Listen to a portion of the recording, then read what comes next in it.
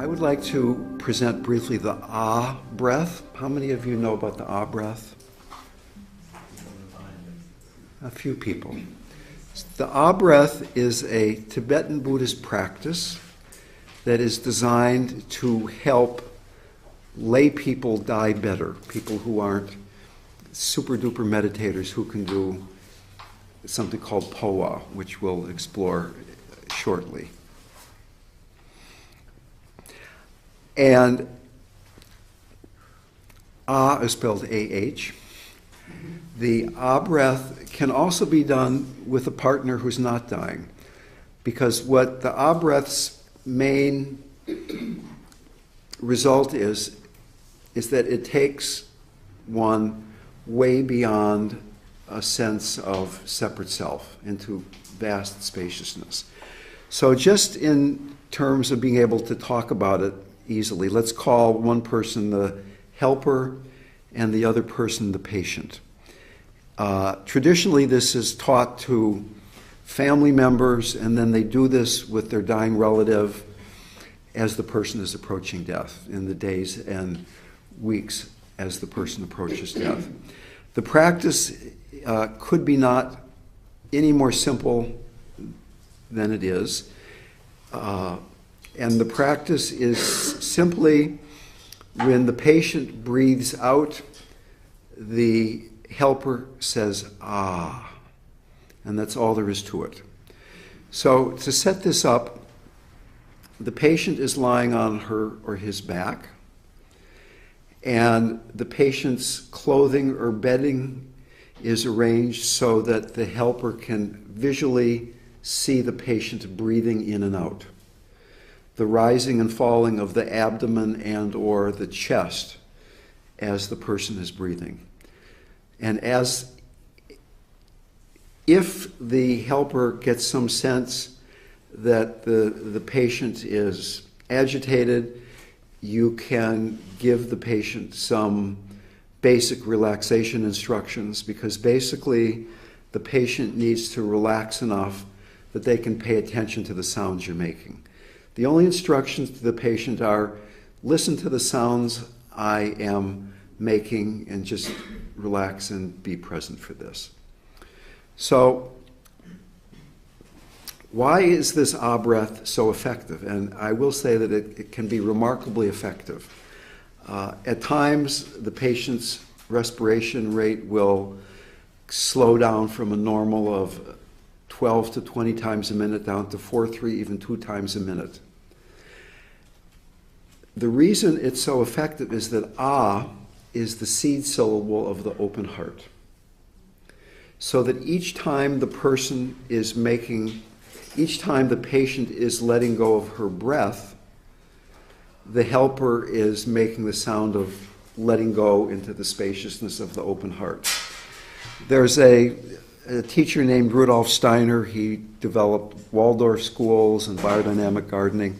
He also developed a practice called eurythmy, which is visible speech. And he went to the world's wisdom traditions and selected the syllable, the gesture that goes with each syllable.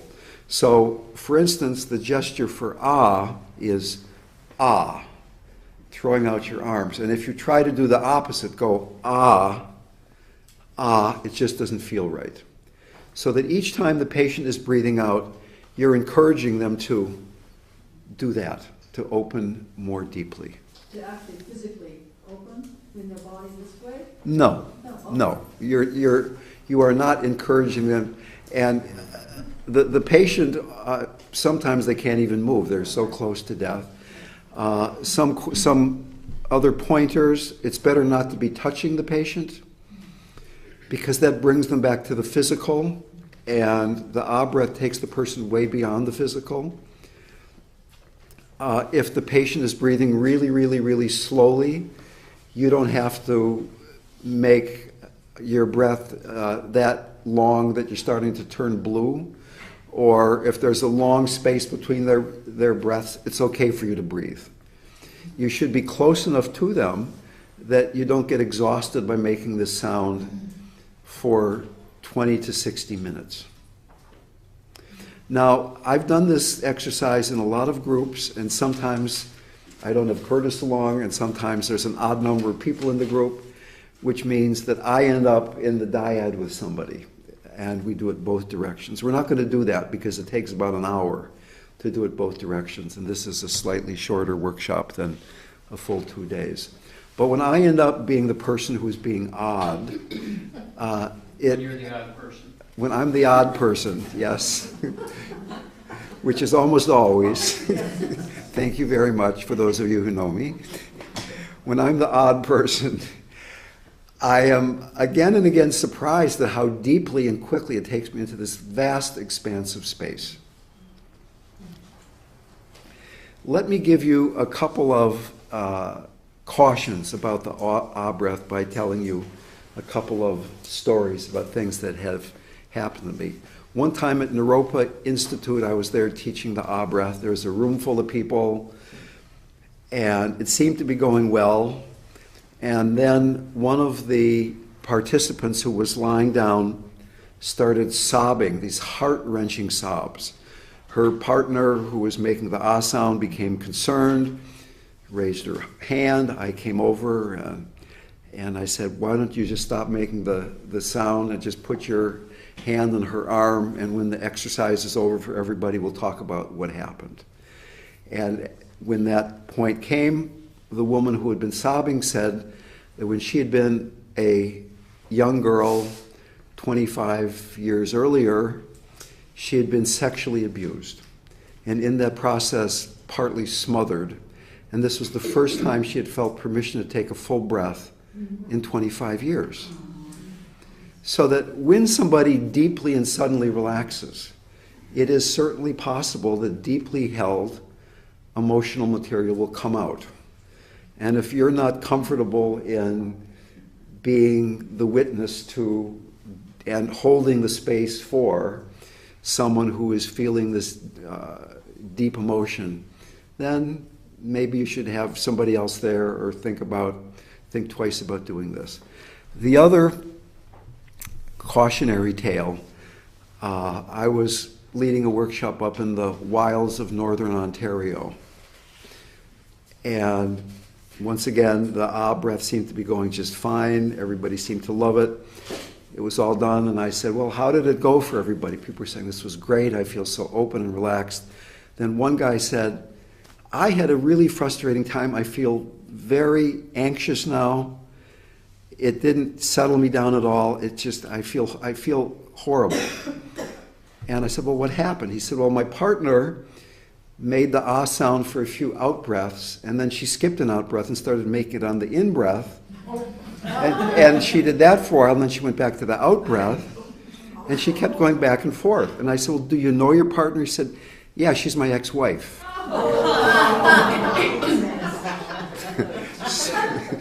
It's a true story. So the point here is the point here is that the helper has to be selfless enough to be meditating on somebody else's breath. You have to be there for that other person. And what often happens for the person who is what we're calling the patient, it begins to even feel like you don't have to breathe anymore, that the person is breathing for you.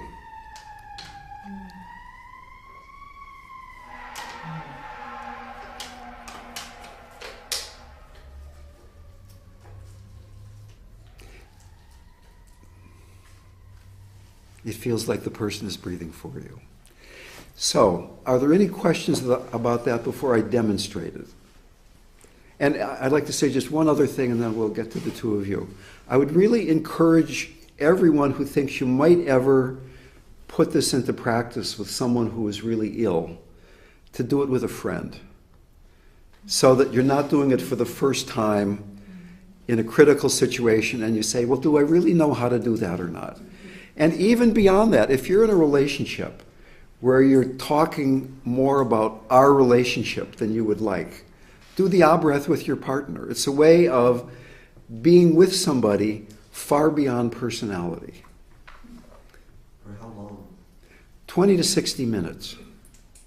But just, here's another story. My mother was dying. she was, my partner at the time was a doctor. And I was the director of the LivingDying Project. So we were doing everything we could to keep my mother at home in this retirement community where there was a hospital right across the street. But because it was a licensed facility, she was supposed to be in the proper level of care for her level of illness. And she was dying of pancreatic cancer. And every time the nurse from the facility would come up to see her, we'd pinch my mother's cheeks and kind of, get her to look like she had some, and prop her up a little bit, because she didn't want to go across the street to the hospital. She wanted to die at home.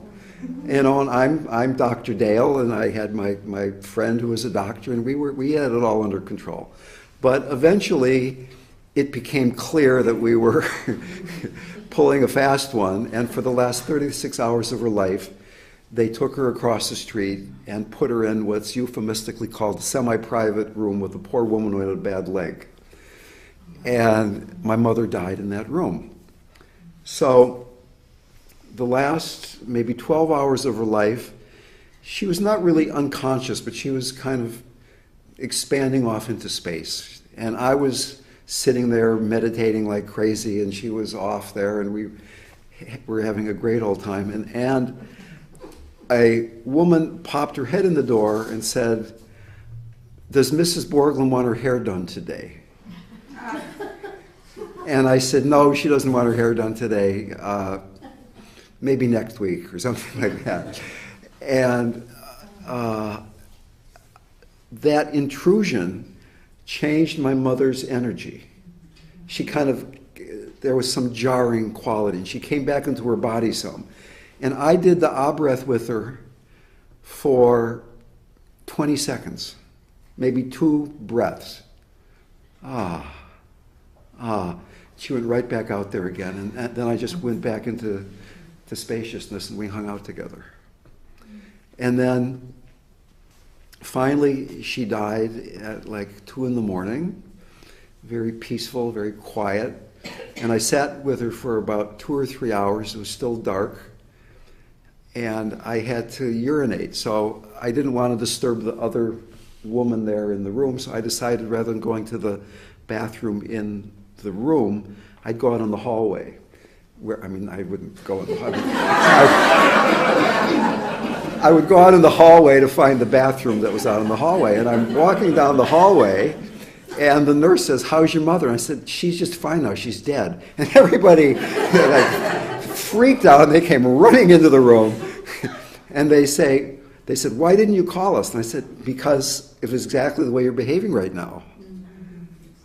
And she had 3 hours just to be really quiet, getting out of her body, no intrusion, no nurses checking to see if she was alive or dead, or calling up the medical examiner, whatever it was. And that was a precious time that we had together. So there were a couple of questions over here about the breath. Yes? I was wondering how you might explain that to the patient if they're not familiar with... Very good question. And the How? other part is, if they're not conscious, do you still do it with them? You say the even if they're in a less than conscious way. Could you do it? When one explains the breath to a patient, there's no need at all to mention Tibetan Buddhism. One says, "I have a practice here that will help you deeply relax. Would you like to do that?" Who's going to say no to that? Secondly, this can be done with people who are unconscious. They can still hear you. Still, you need to see them breathe. You need to be able to pay attention to their breathing, but whether they're conscious or not, this quality of spaciousness can be increased through the breath. One other caution, if somebody does have some serious cardiac condition or something where suddenly relaxing might relax them right out of their body, maybe you want to think twice about it. But other than that, or the other thing, often when people are dying, sometimes when people are dying, they're doing what's called Cheyne-Stokes breathing, where they're doing a kind of breath that's not going to slow down, that they're really isn't going to change at all, and in that case, the ah breath doesn't seem to be effective. Oh, just a quick one. You had said it was is something. A seed syllable of the open heart, I just missed like that part. Om, Ah, Hum, is one mantra. Real quick, awe is in every form of the word God. Jehovah. God. God. Interesting. Those are all. Well, we could try that, but I'll believe you. Stephen Levine said that. So, I'm sorry? Who said that? Stephen. Oh, well, I better not argue then. I never heard that. So what I would like to do is do a brief demonstration with someone who is willing to lie on the hard floor on this rug. Okay? We have a volunteer, ladies and gentlemen. We're not going to do it for 20 to 60 minutes. We're going to do it briefly, just so people get a sense of it. I want to emphasize that the sound is ah, it's not you actually, so if you could just lie down here. Okay.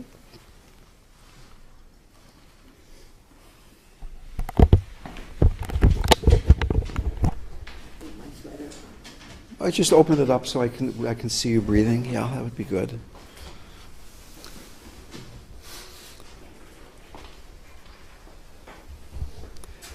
And certainly in the beginning, to touch someone and just get them to trust that what we're doing here is Taking it seriously. get them to trust that it's all okay. And then the helper.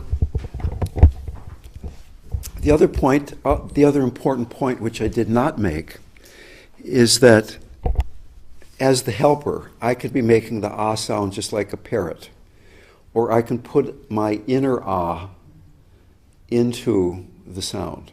I can put my heartfelt love and compassion into the sound. So obviously, to the extent I'm doing that, so much the better. Okay? Ah. Ah. Ah.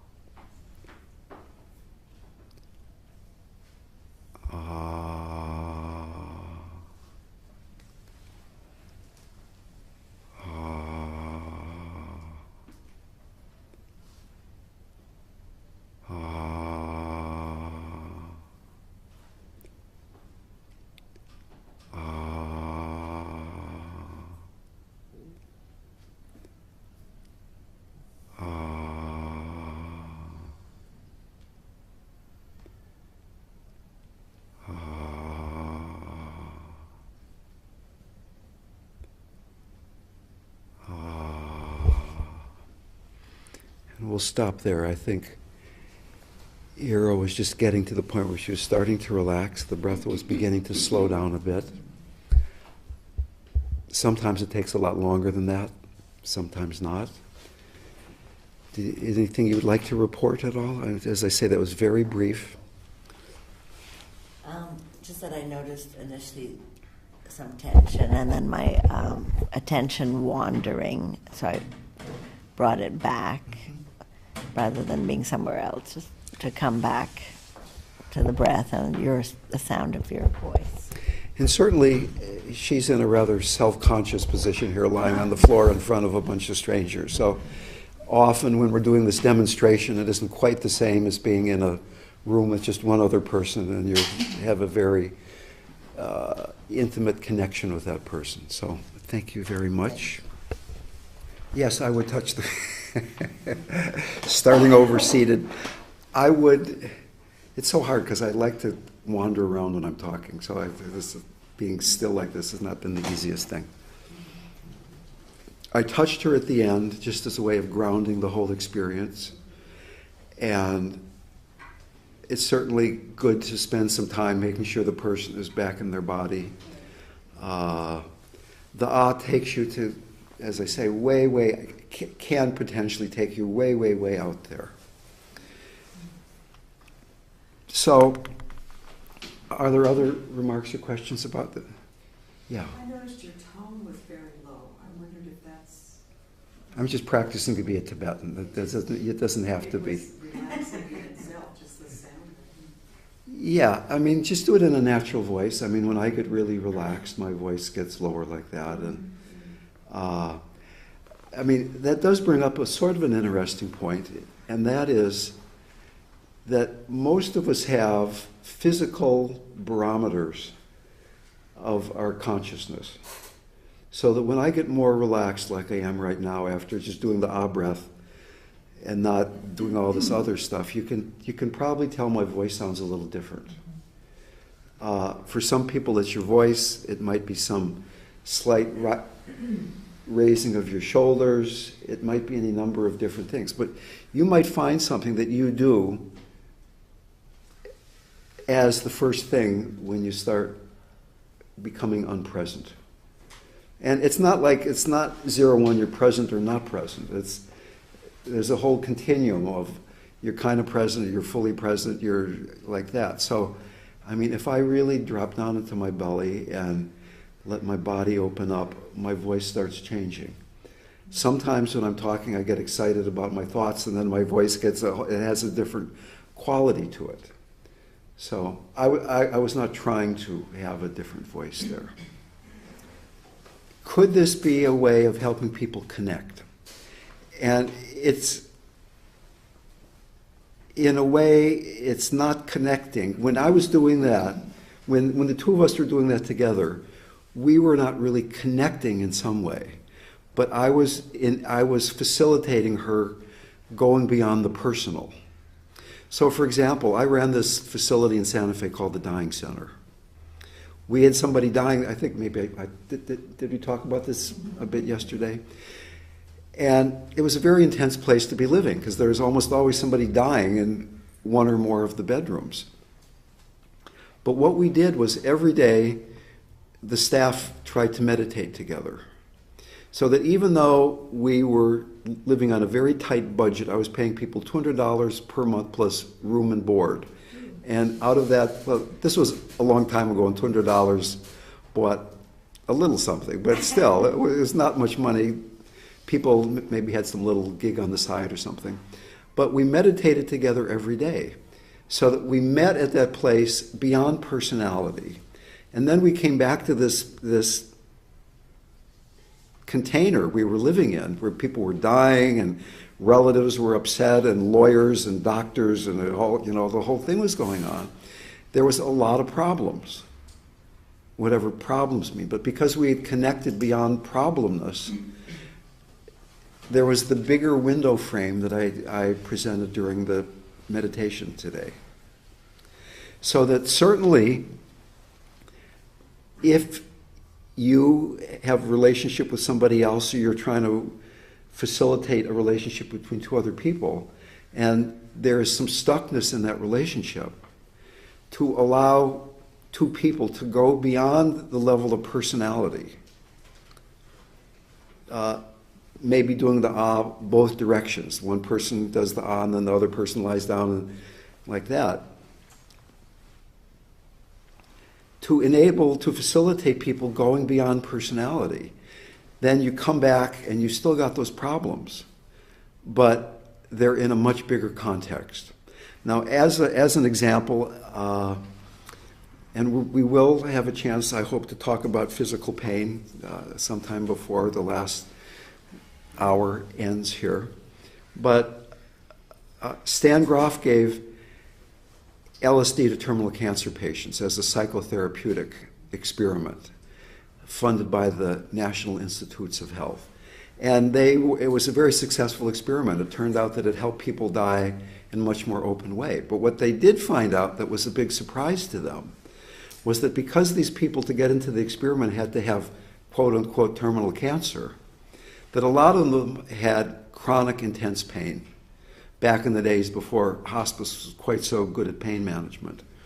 And yet, after these 3 psychedelic sessions with a very low 50 microgram dose of LSD, people, many of them had a significant reduction in the need for analgesic pain medication. And yet LSD has no pain-relieving properties. So if I think that I'm 5'8" and weigh 170 pounds, and X amount of pain is bouncing around inside of me, that can be a really big problem. But if I have an experience that leads me to believe I'm the whole universe, and I have X amount of pain bouncing around inside of the whole universe, not such a big deal. And that's what the Ah breath can do in a slightly different way, without taking drugs. Robin. Would you recommend it for post-operative pain or patients getting ready for surgery who are very anxious? Would I recommend the Ah breath for post-operative pain or for, excuse me, for patients who are anxious? I certainly don't see why not. To have its full effectiveness, you have to do it for longer than I did during the demonstration. And if you, as a healthcare professional, have the time to be with somebody for 20 minutes and make sure that after the practice is done that this person is embodied and comfortable and having just been the whole universe and now they're this person again, it's a lovely practice, yeah. There's no reason why it wouldn't be effective in those circumstances. Can you do this with yourself? No. You can't do it with yourself. You can certainly say the mantra Ah, and it's a lovely mantra, and it opens your heart. But the deep effectiveness of this practice is that you aren't doing anything. You are being facilitated into beyond doingness.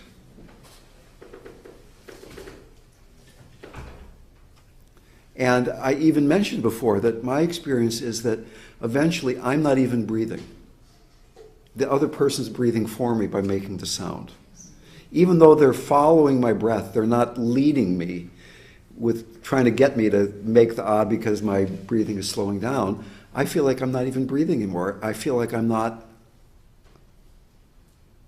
period. It's just space. Whereas if I'm busy saying Ah, ah, ah, you can go into the Ah, you can go into that heart, and it's certainly,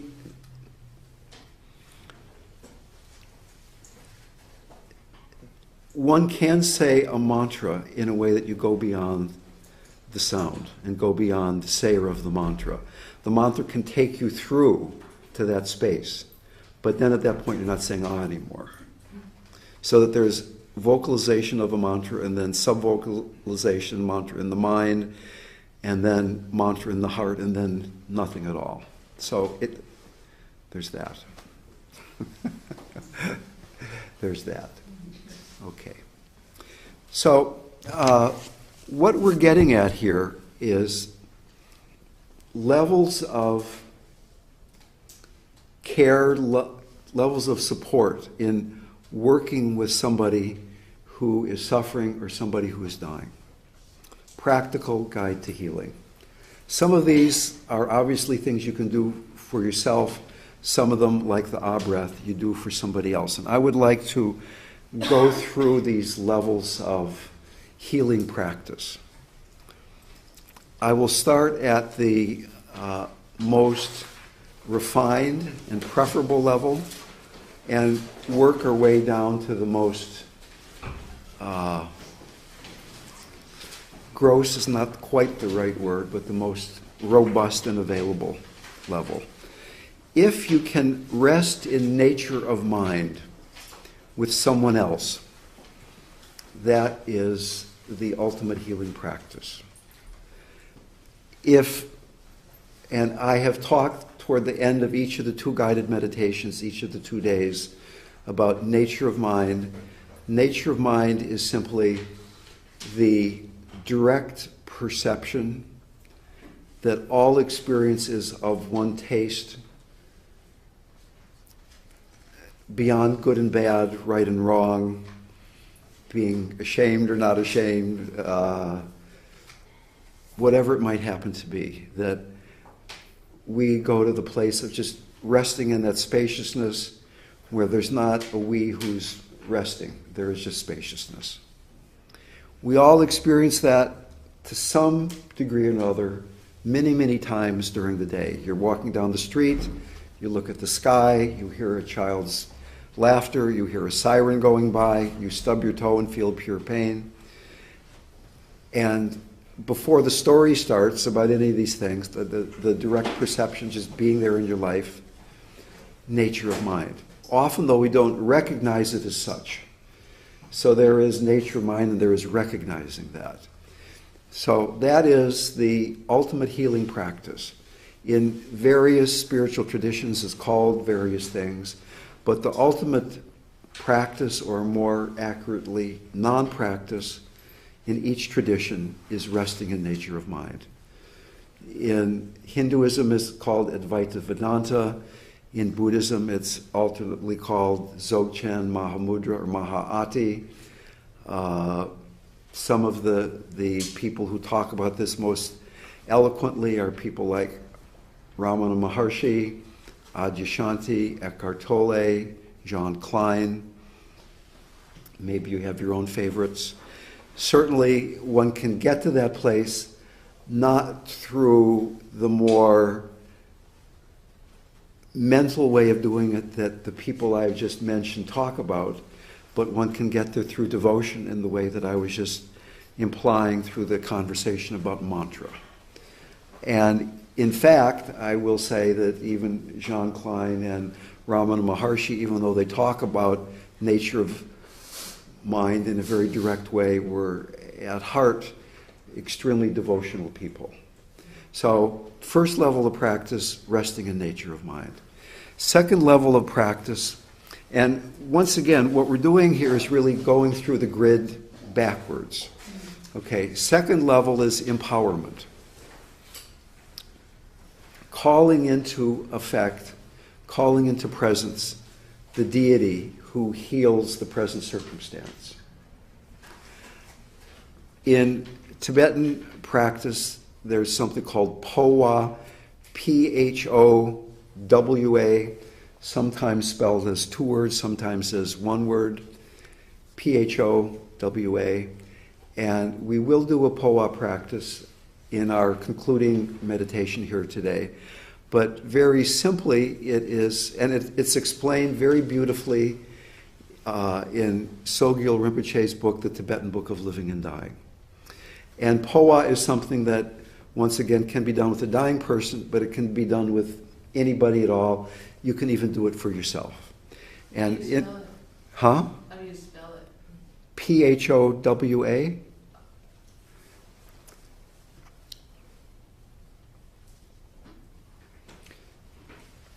The practice, so supposing that somebody was dying here and I knew this person happened to be a Christian and that this person really had great devotion for Holy Mother Mary, and this person were dying. So depending on how conscious this person were, if she were conscious enough, I would guide her through the practice herself, And if she were not conscious enough, I would visualize it for her. And what I would visualize is, or what I would explain to her if she could do this herself, was visualize that Mother Mary, or the Buddha, or the Christ, or Allah, or whoever is the person of choice here, not the person, the being of choice, the divine being of choice. Visualize this being coming into the room and is here now in front of you and comes into this room in a body of radiant golden light. Now, if we just stop at this as a level of visualization, then it can be effective, but certainly to encourage the person to not just visualize Mary, but what would it feel like for you to be sitting face to face with Holy Mother Mary? What would it be for you to be with the radiant body of Amitabha Buddha? Go into that feeling state. Experience that in an embodied, real way as deeply as you can. So either you're visualizing this yourself, or you're explaining this to the person who is, quote unquote, the patient. And then out of the forehead of this being comes a ray of golden light into the patient, which purifies any remaining obscurations. Lovely word, obscurations, defilements of mind. Really dualistic thinking here, guys. Out of the forehead comes a ray of light that totally purifies the patient. And the patient begins to dissolve herself into her body of radiant golden light.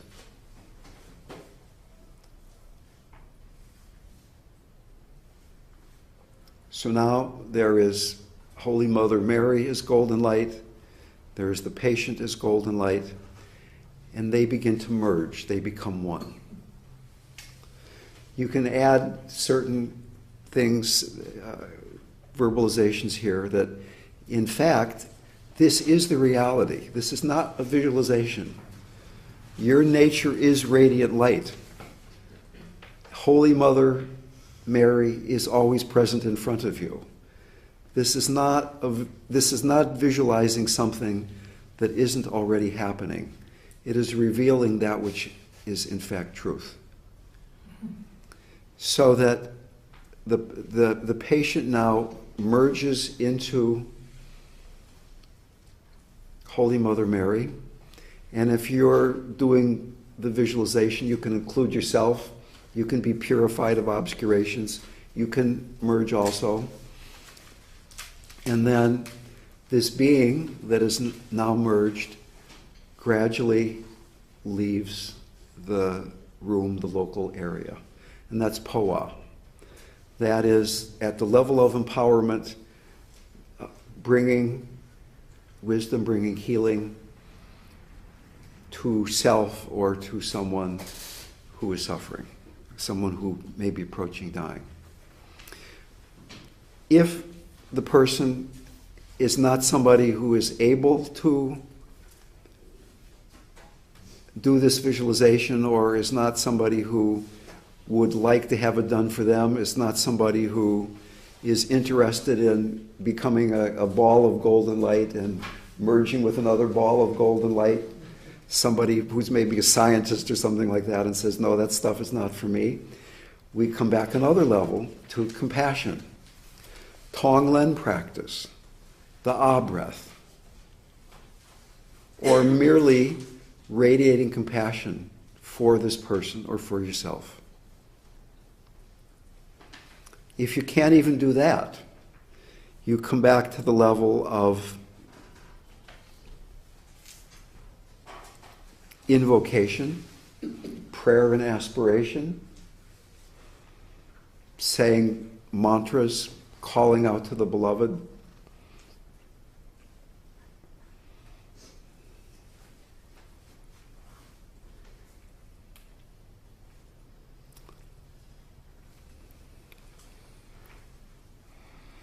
If you can't do that, then we go back to motivation. Dedicate your suffering so that all beings may be free from suffering.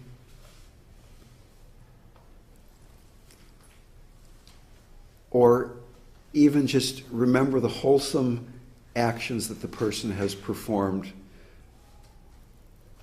during their lifetime.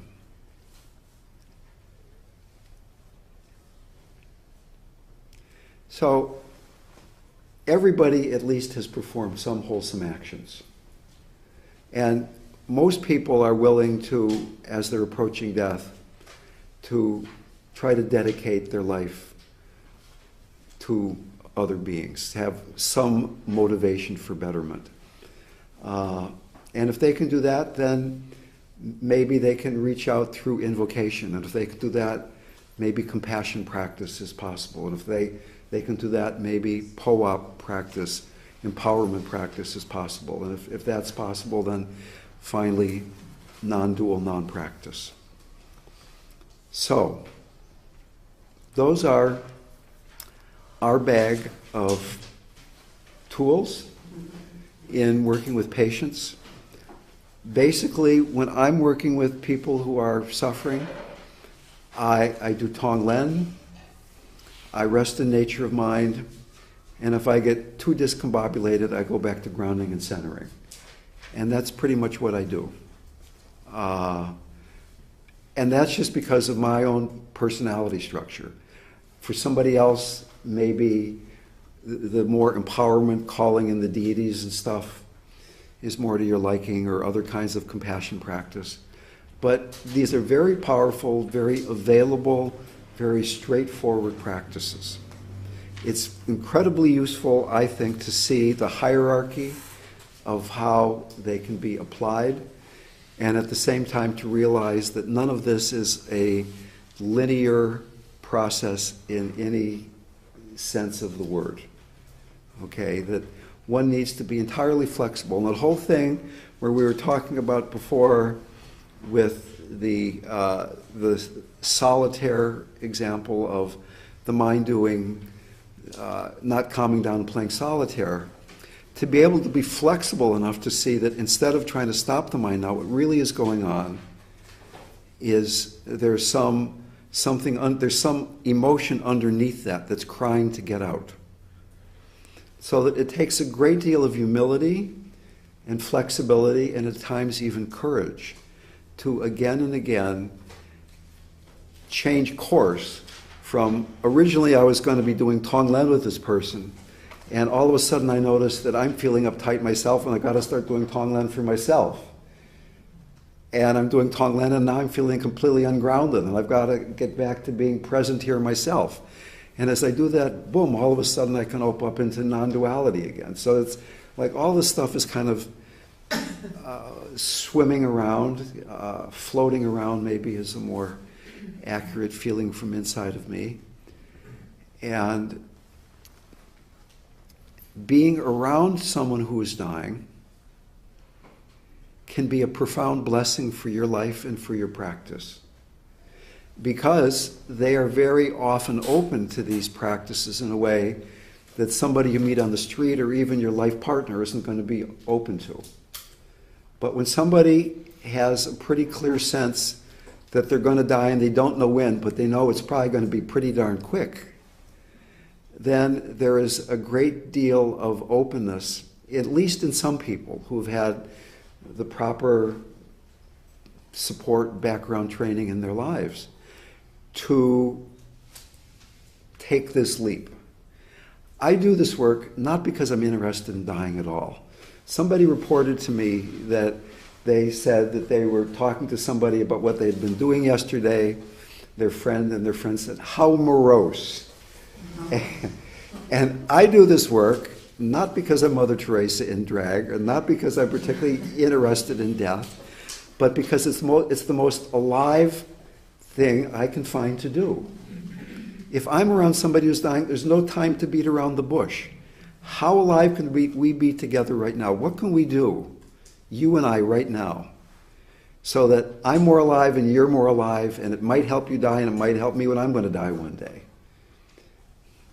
And yeah, the 49ers got screwed, and yeah, the weather's been this way, and yeah, that, and all those things are going on. But what really is the most intense, alive, connected way we can be here in this moment? And usually when you meet somebody and you say things like that, they kind of, well, wait a minute, who are you? Let's not,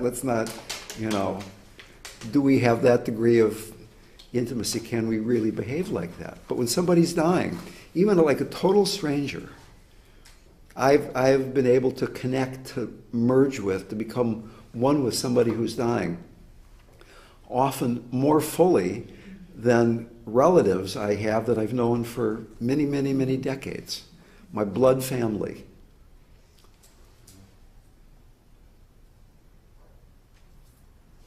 So I do this work because I want to be awake. And when I used to do a lot more traveling, somebody would give me an article about dying, and I'd think, why did they give me that? And then, oh, right, oh, I remember now. They think that this work is about dying. Okay, are there any questions about these levels of practice and how to apply it out there in the real world, as Anthony puts it, the real world as opposed to here in the room? Okay, yeah, so in doing some of these practices that involve deities, is it okay to start with one and move over to another one if it seems appropriate? I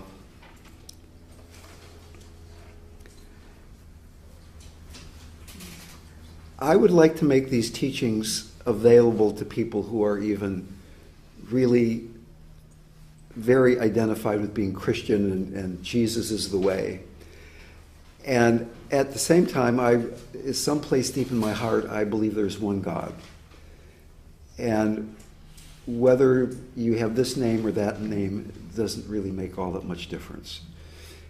So that finding a language, a verbal language or a visual language that works for you and for the person that you're, quote, working with is an art form.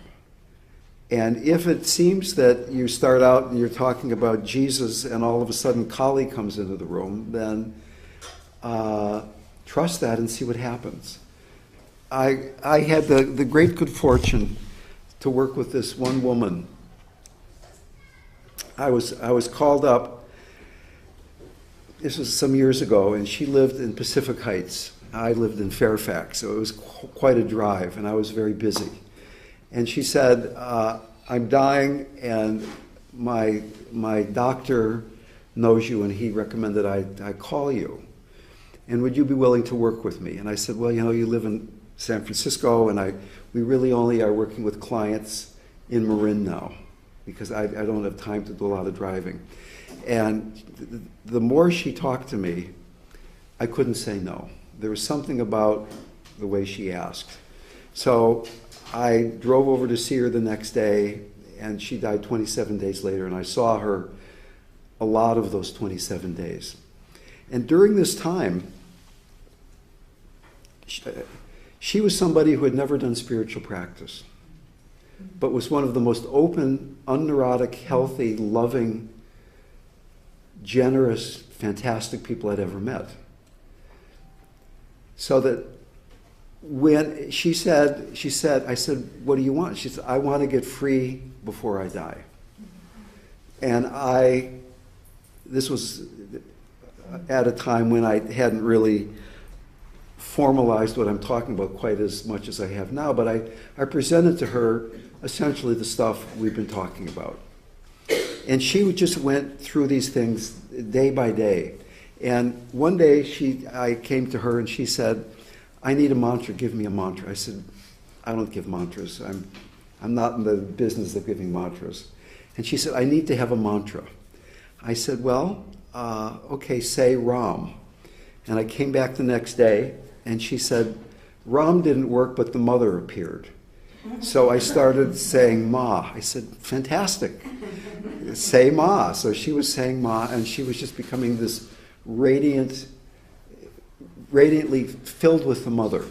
And then I came and I said, a few days later, I said, you've got to start having a relationship with the dark mother, with Kali. And she said, why would I want to do that? Because I'm having this fantastic relationship with this radiant mother. And I said, because when you die, you have to embrace all of it. And I brought Kali into her life, and she switched over to that. And I can't say for sure, but it seemed to me that she became fully liberated before she died. That she became completely empty of self, just completely wide open in a quite remarkable way. And during this time, she had a family, she had a husband, she had parents. We didn't talk about them at all because there was nothing incomplete with any of those relationships. She didn't need to talk about my son and what's going to happen to him. She didn't need to talk about my husband, my father. None of those things.